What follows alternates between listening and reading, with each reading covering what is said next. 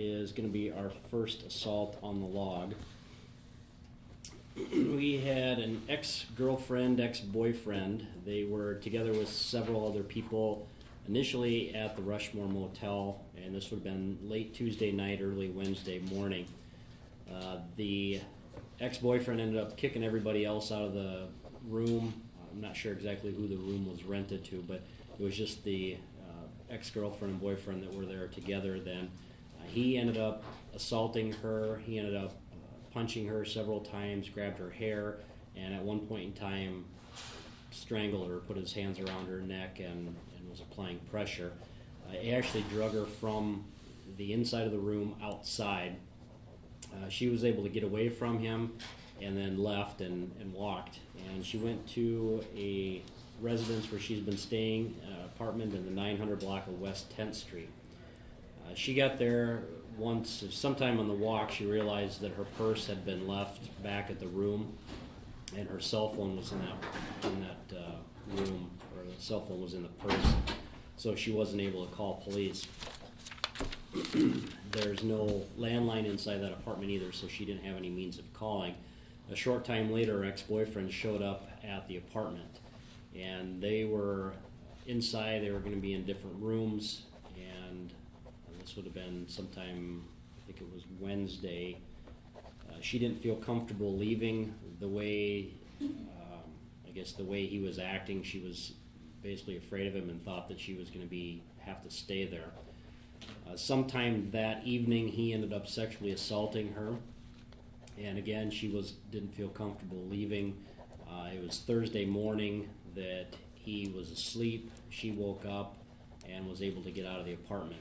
She initially went to a friend's place and explained to the friend what happened, and the friend took her to the hospital, and then the report was made to police from there that she had been assaulted and then sexually assaulted as well.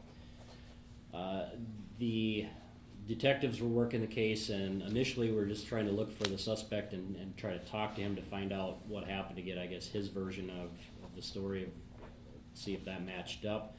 And we had a name of the person, but weren't really positive. It was a pretty common name initially. Officers went to that apartment in the 900 block of West 10th Street and talked to the person. Initially, they talked to the person and didn't think it was the suspect that they were looking for. They left and then got some more information, a better description, and realized that this was the suspect. So they went back to talk to him, and he refused to talk to them. And then he made a comment or sent a message to the victim, and I'm not exactly sure how that was made, but somehow he got a message to her that he was thinking about hurting himself because she had called police. So officers got that information. When they went back there, they treated him as a barricaded subject. They didn't believe anybody else was inside the apartment. He didn't give any method of how he was claiming to hurt himself, so they just set up a perimeter and then had the negotiators come out along with the SWAT team to try to get him to come out on his own. And it was around 3:17 yesterday afternoon that he came out of the apartment on his own. And initially he was just taken into custody. We weren't, we wanted to make sure we had the right person, and so he was taken to law enforcement center after the detectives did some more follow-up. He was lodged last night. He was arrested on several charges. We had aggravated assault, simple assault, second-degree rape, kidnapping, possession of controlled substance, and then possession of paraphernalia. The aggravated assault stems from the strangulation part. The simple assault was the other assault, the punching, the hitting. The rape is explanatory. The kidnapping is because she wasn't able to leave, didn't feel comfortable to leave without, she thought that she was going to get hurt if she tried to leave. The controlled substance, there was a meth pipe that was found in a bag of his, and the same thing with the paraphernalia. Our suspect, his last name is Williams, Williams. IAMS. First is Michael, Michael. Middle is Wayne, Wayne. He's 40 years old, and he's from Marty, South Dakota. Marty.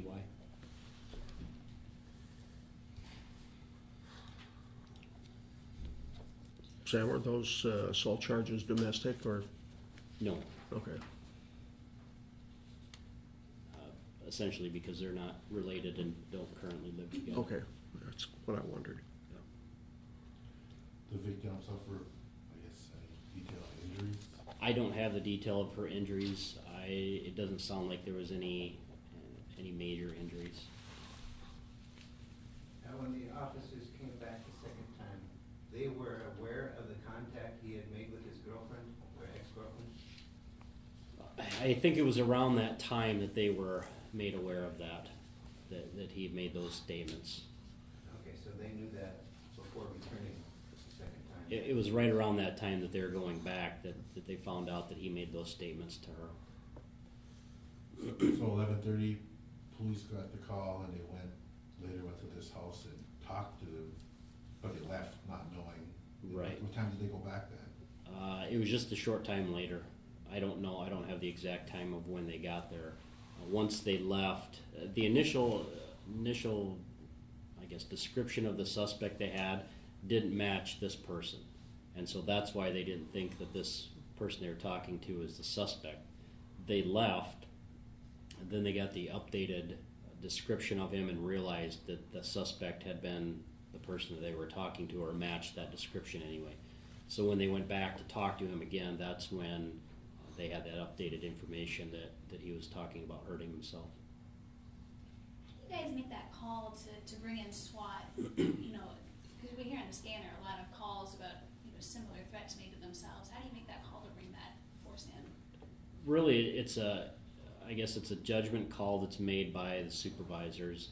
They're going to be on top of these situations.